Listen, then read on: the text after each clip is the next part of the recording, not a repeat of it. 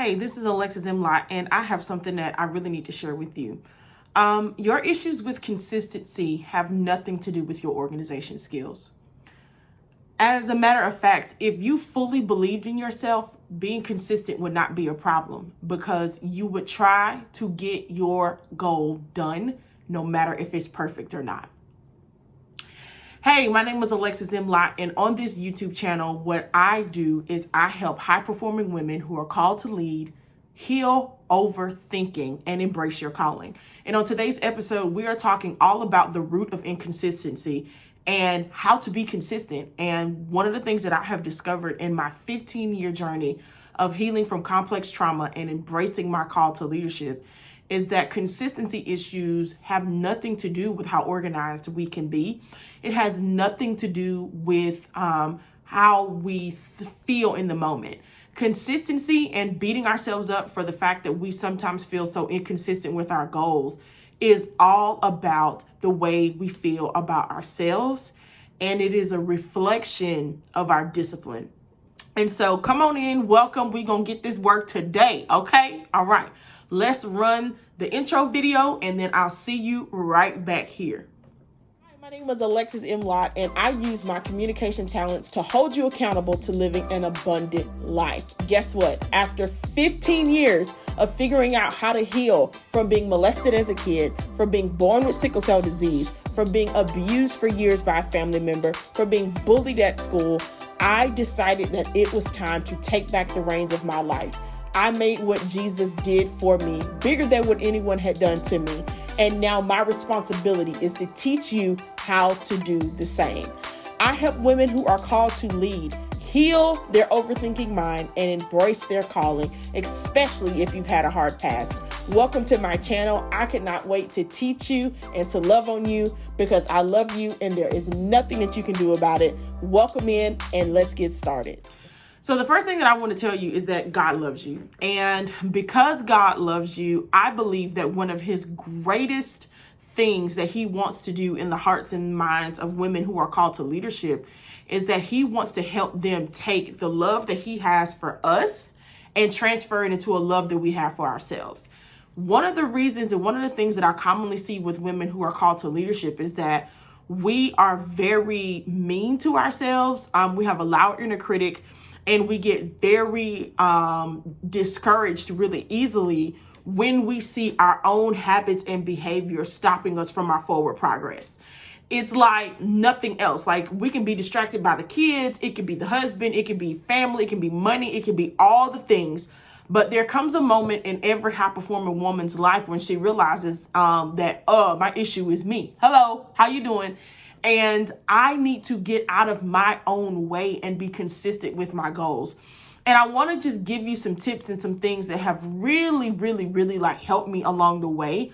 Learn how to heal the root of inconsistency first, number one. And then number two, how to just be consistent without making it such a big deal that it becomes a place of grief where your soul ends up grieving because you're so mad at yourself that you can't stay consistent.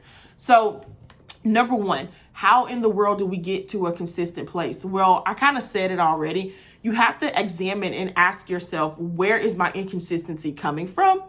And when it's coming from a lack of belief in yourself, one of the things that I want you to do is I want you to remember the vision. Why are you doing this? A lot of times our consistency issues don't come, the fullness of what we want to happen in our lives doesn't come to pass because our why is not strong enough. So no, it's not just YouTube videos. It is not just income for my family.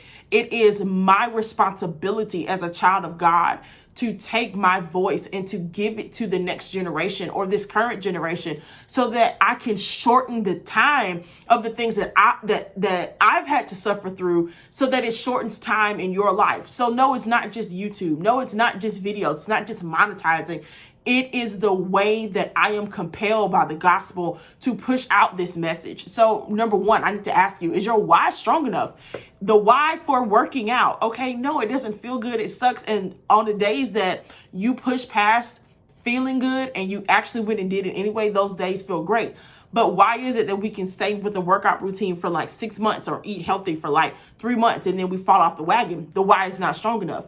Instead of seeing it as a temporary displeasure, we don't see it as the deep part of I'm changing the DNA and how my body communicates with itself so that my children's children don't have to inherit genes that constantly tell their body to produce more sugar or make more fat. In other words, I am stopping a generational curse in my family line that says that obesity will choke the life out of the longevity of my inheritance, of my roots, of my life. I am improving my quality of life. So number one, I want to ask you, have you made the reason why you're doing this task too simple? Okay, so that's like the first question. The second question when it comes to being consistent is that I want you to think about what is the short-term and long-term goal. So in coaching people, one of the things that I have learned as a coach is that many of us make our long-term goal, or the first thing, the vision, we make it so big that it becomes impossible to eat. There's this saying that how do you eat an elephant? One piece at a time. But the hard part is that many of us get so discouraged by looking at the fullness of the elephant, but then we don't break down that big goal into smaller, obtainable weekly, even daily goals. And so one of the things that will help us keep track and help us be more consistent is you need planners, you need ways, you need project management, you need something that is reminding you consistently of how to make small things lead up to the big things. So I want to tell you that one of the ways and one of the brain hacks that I do is I do what's called double writing. So I have like my workbooks here, my notebooks here, and every single day I write down like in these 4 quadrants what I need to get done for the day. Okay. But then on my walls, I don't know if you can see this or not, but all the way, I'm going to take my video down actually, so this might be a little bumpy ride, but all the way over here, that is my monthly checklist of the big things I need to get done in the month. And then all the way on the other side, you probably can't see it, but in my office on the other side, I have some goals written over there. Boom, there we go. And those are the goals that I have for like my programs and all of my things. So have you broken down the big things that you need into small, tangible daily goals? And then here's the other thing, and I'm going to pull this back. I'm trying to pull this back into the green light. One of the other things that I do is I reinforce or double write what I need to get done because I'm also being guided by my calendar. So one of the things that I learned about myself in my complex journey of healing from complex trauma is that I had a little something called ADHD. And the hard part is that ADHD became like a medical reason why consistency was so hard for me. And so what I had to do was I had to be smarter than like my own self. So things are in my calendar. I have a personal calendar and I have a business calendar.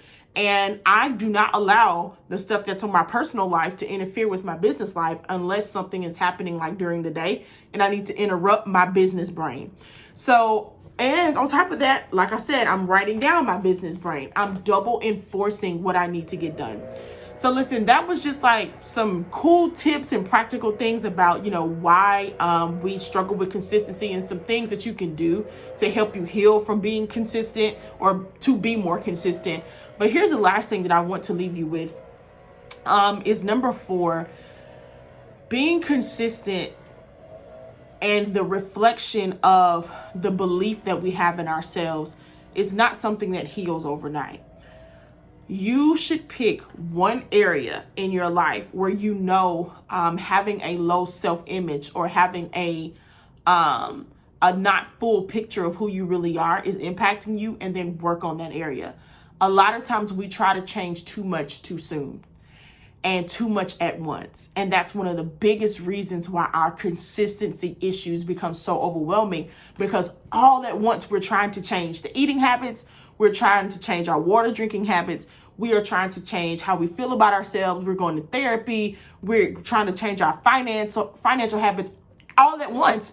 And so you wake up on a Monday morning and you dread your week and you feel so overwhelmed and you feel so horrible about yourself because you're trying to do so many things all at once. High performing woman, this is going to be a hard thing for me to tell you. You might need to allow a few areas of your life to just be mediocre so that you can perfect that one area and get it good that means the most to you. And when you get that one area good, while the rest of it is mediocre, take the strategy that you learned from that one area and then apply it slowly to everything else. In other words, snowball your consistency. Snowball your areas of personal development and self-improvement. Stop trying to eat that whole elephant at once. Well, listen, I hope you have enjoyed and loved this video. If you want more from me, I am helping women who are called to lead, heal overthinking, and embrace your calling. And you can find me right here on this YouTube channel, rebrandlead.com/AML YouTube. And please subscribe, like, and share this video. You can also catch me on TikTok, Instagram, and Facebook at Alexis M. Lott. I love you, and there's nothing that you can do about it. Your consistency issues can heal. I am living proof. I love you, and I'll talk to you later.